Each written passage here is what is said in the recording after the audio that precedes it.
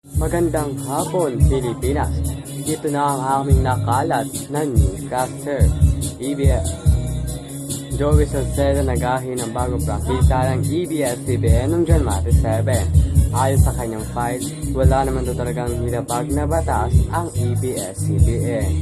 At ilang mga kongresista papalag pa kaya para sa pinakamas bagong prangkisa ng EBS-CBN.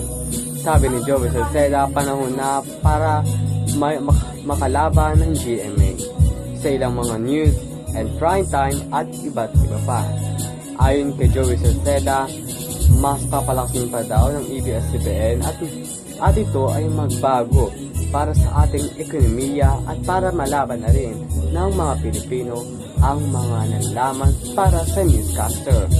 Ako po si Charles Lian A. Colinares, nagbabalita ng tama para sa ABC News.